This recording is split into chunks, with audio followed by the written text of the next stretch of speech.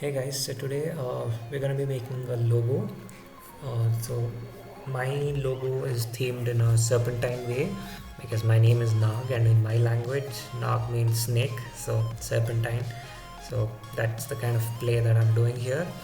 So these letters, I sort of drew them up by myself using the pen tool.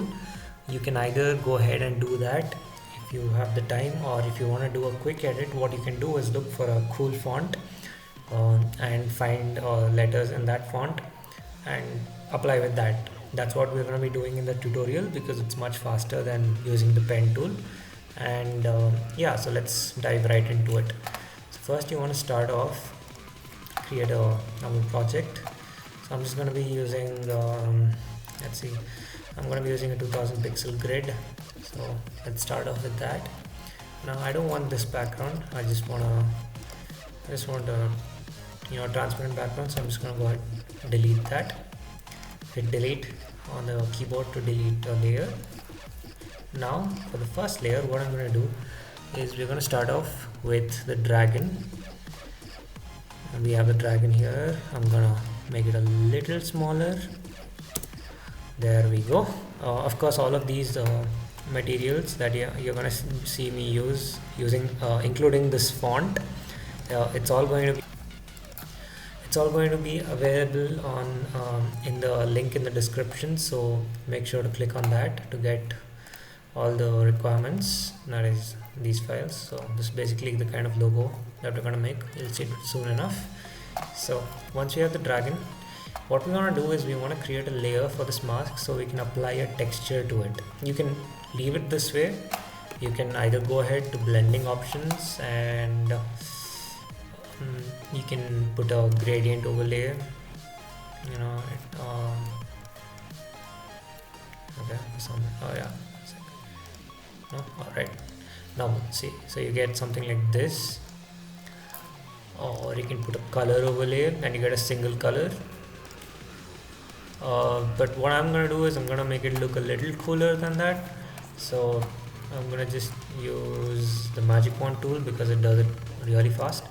Click on it and you have the entire layer selected. Now if you have a more complex artwork, it might not get selected, in which case you might have to manually do it using the pen tool. But in this case, this looks like a decent enough selection, so I'm just gonna go ahead with it.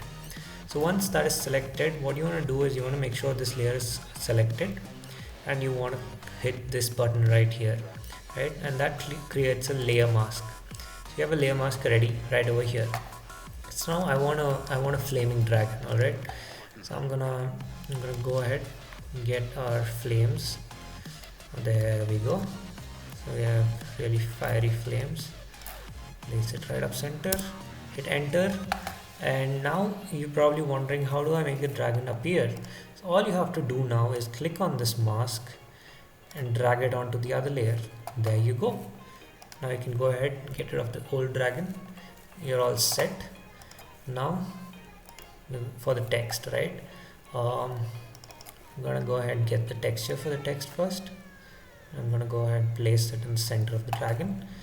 We don't need this right now, so I'm just gonna go ahead and hide that away. Control Shift N to create a new layer, and in this layer what I'm gonna do is I'm gonna go ahead, put a text, right? Let's see, maybe the letter A. You can see it. So we're just gonna go ahead with the letter A, and I'm gonna make this smaller.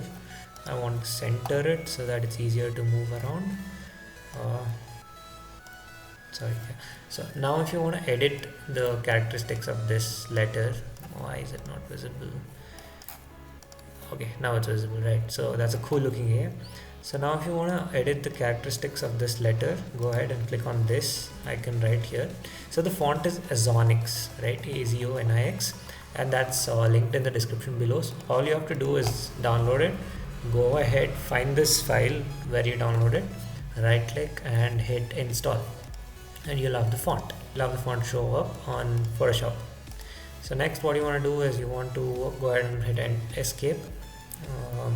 You want to select this layer, hit Ctrl T to transform it. You want to make it bigger, so we're gonna make it above V big. That looks good to me. Alright, so once you're done, once you're happy with the placement, just hit enter. And we're going to do the same thing that we did to the dragon.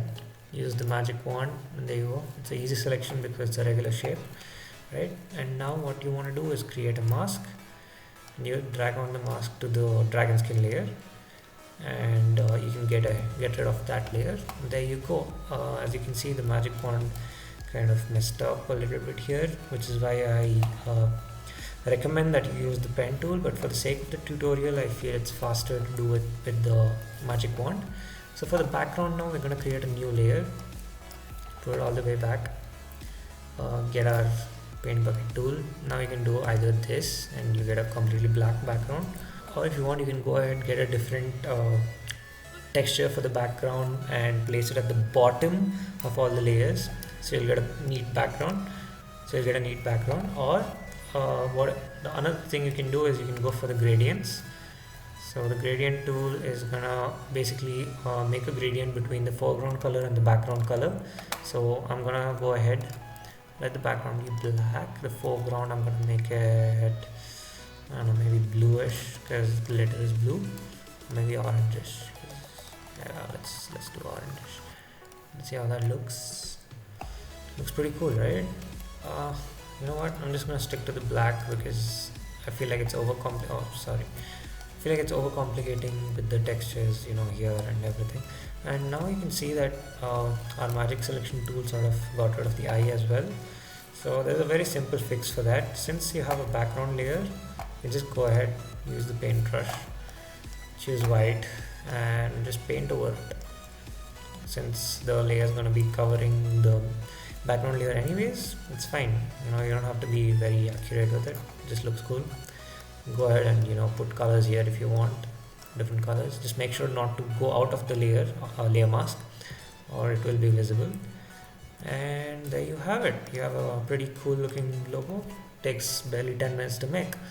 So yeah, thank you for watching. If you liked the tutorial, make sure to subscribe and drop a comment. I'd love to hear your feedback. And there's a lot of other videos that I'm going to be making and putting up, so make sure to check them out as well. Thank you.